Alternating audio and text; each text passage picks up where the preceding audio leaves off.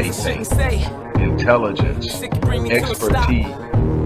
What other doors could they close? Hey, how much am I willing to give up and commitment, and are not committed to the struggle, acquiescing to the struggle, they're committed. Careful who you leave toeless. Are you living your life on full? Hello, everybody. Dr. Rick Wallace dropping in on you. I know it's been a few days and we haven't been on the regular schedule of, Money Monday and everything, Mindful Tuesdays, Relationship Wednesdays. They haven't gone. A lot has transpired starting back in November with my health scare. One of my primary revenue generating mechanisms being taken down on YouTube. The death of my father, the anniversary of the death of my father is also in November. So that took a lot out of me. Coming into December, there are a lot of things and challenges we had to meet. We're still doing the 60-day holistic health and wellness challenge. That's ongoing. There's a lot of things going on. We haven't stopped. In fact, we've picked up. We've committed to being an instrument of change as it pertains to the human trafficking, sex trafficking dilemma. That's both Marion and I. So we are not going anywhere. We're still pushing. We're still going to be there. I'll be back before the day is over to share something inspiring and powerful to offer opportunities and resources. We'll talk about what's going on in the Black community. We'll talk about the needs and the necessities, the importance of being involved. We'll do a lot. But one thing I can tell you is this. When you get involved in something and you're committed to doing something and it's significant and it has substance, it does not come without challenges. It does not come without setbacks. It does not come without opposition. And what you have to learn and what I do my best to teach is that this isn't about always having the upper hand, always having the advantage.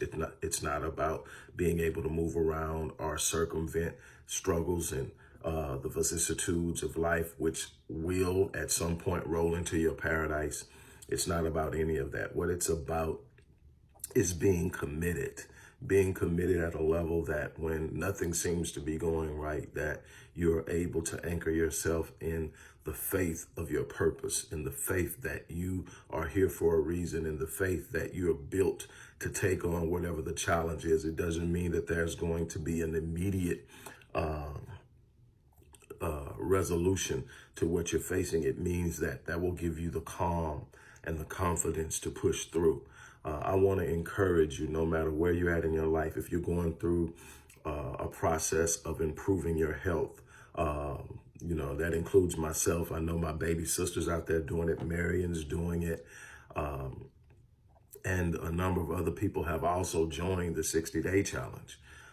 If you're doing that, it's a process. You're going to have great days. You're going to have not so great days. You're going to have to be committed to it. You're going to have to make it a way of life. And it's not going to be easy in the beginning, but what it will become so a part of your behavior that it will become habitual. And it will literally feel bad when you don't do it the way you're supposed to do it. But it requires you to be disciplined in the beginning. It requires you to stand up and take on the challenge and the discomfort and the dis-ease and all the other things that disrupt what you consider to be comfort, which is really complacency and a direct path to ultimate destruction. We were built to thrive, not simply survive. We were built to rise up and live, not simply be at the bottom of the totem pole, being satisfied and happy with being average. Whatever you do, find yourself. Don't wait until December 31st or January 1st to come up with some idea of what you're going to do for the year with the whole resolution concept. And then less than a couple of months in, you've already fallen off. Why? Because you haven't built momentum. You haven't been committed. I want you to go into that because of the power of the mind. January 1st is a very powerful portal. How you enter through that portal will have a great impact on how you carry out the rest of the year. Don't wait until you get there and think you're going to do it, because it's such a powerful force. Not because it's time in reality, but because of your mindset and how you view things. Starts are just that. So how you start your day is important. How you start your week is important. How you start your month is important. And how you start your year is important. So you don't want to wait until January 1st. I'm challenging you now to make a decision today, something you're going to do differently in 2020, and start today. Start off on a new workout routine. I have a number of workout routines that you can do without weights at home, using your body weight, less than 15 minutes. If you do them in the morning before you get started, before you eat, it's going to have an impact, and you will consistently be burning at least for the next several hours, and it will change your day. It will make you more aware, give you more energy. It's one of the best ways to get off and get started. It doesn't require a whole lot of time. Yeah, there are some things I have to do in the gym, so I go to the gym multiple times a week. But every day I'm waking up and I'm hitting the floor, clearing out the area, hitting the floor, and I'm doing my workout, and then I'm showering, and then I'm getting my day started, and then I'm doing what's known as a nitric oxide dump 3 times a day, working on my artery health. There's so much that can be done just in that area. Then we're talking finances. For those of you who want to really work on your financial health, I launched a 12-month course called Mastering Money, and this is not a get-rich-quick scheme. This is not an investment opportunity. This is a course that you will enroll in, and in this course you will have access to other people who are trying to correct their situation, improve their financial situations. And there will be a total of 24 video courses, live video courses. The most of them taught by me. Some others I'll bring some other people in. I'm going to introduce you to some of the top performers in finance in the world, give you an idea of how they think and why their philosophies in investment change. The principles of investment do not. I will teach you the difference between being rich and being wealthy, and so much more. Things like asymmetric risk reward, and on and on.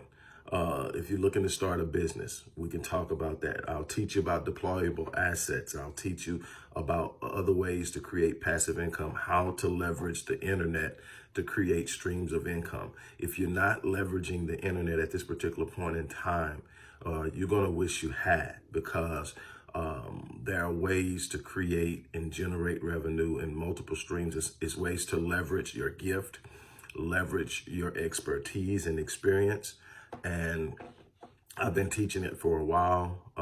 There are a couple of people that are friends of mine from high school. Others I've met through those friends who are on their game. I'm going to share them with you.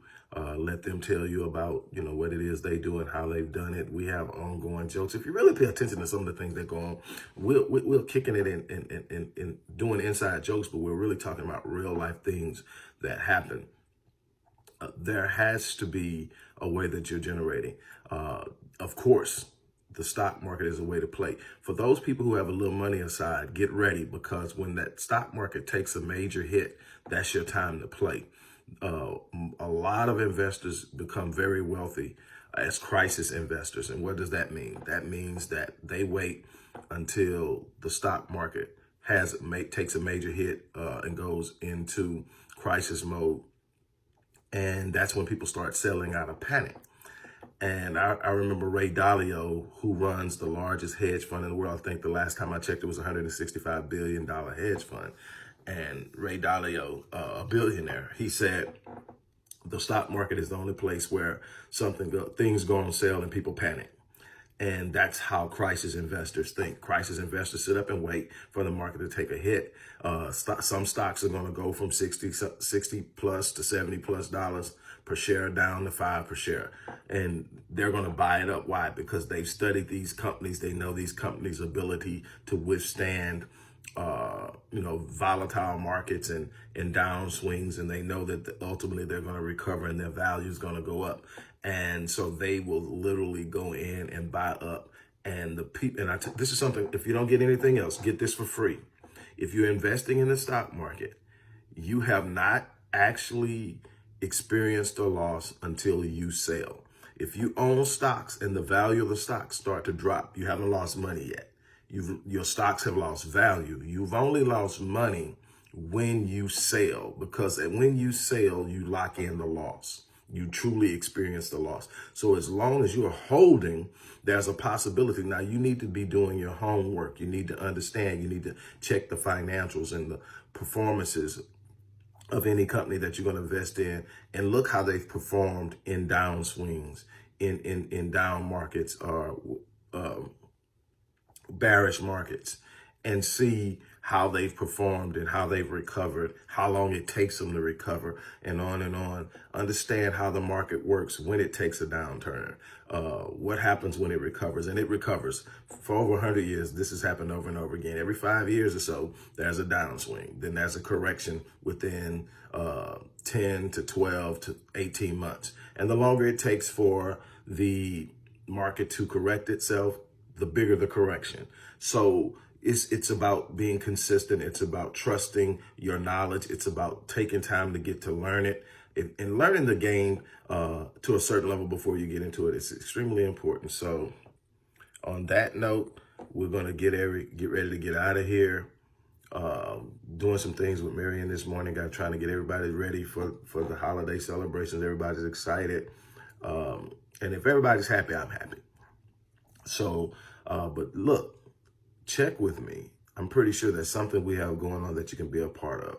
I'm encouraging you to get out there and do something different that will change your life, and start today. Stop putting it off. Stop procrastinating. Procrastination is the thief of time. You don't get that back. For the time that you should have been doing and could have been doing and you didn't do it, you lose it.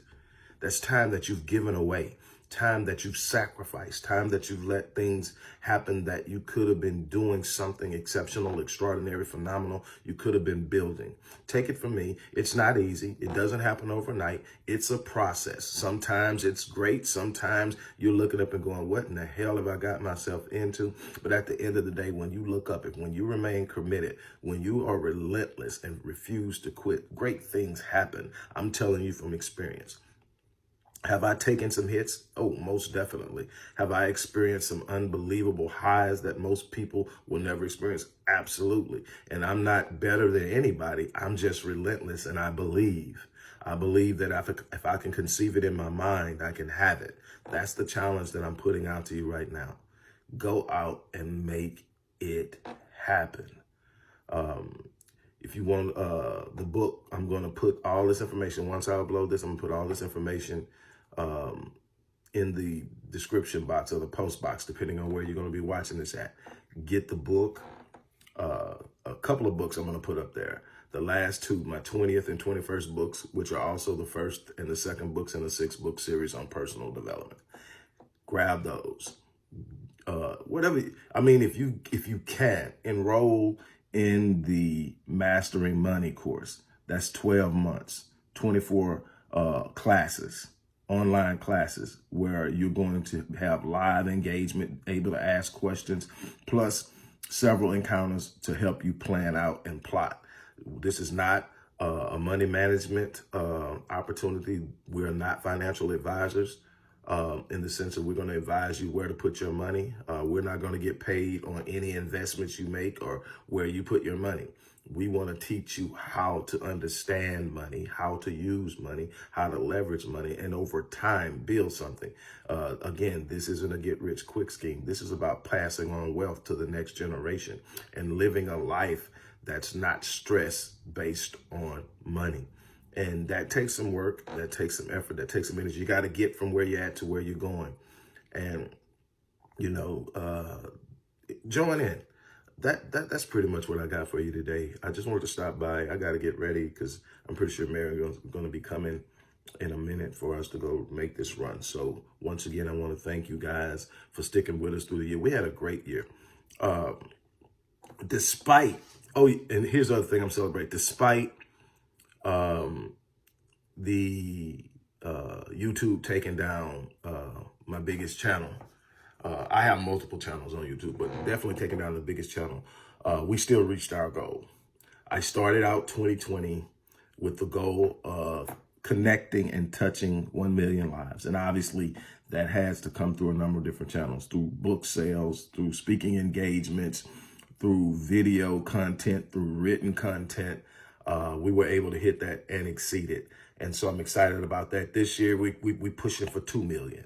We pushing for 2 million people to be touched, and we're already working on that.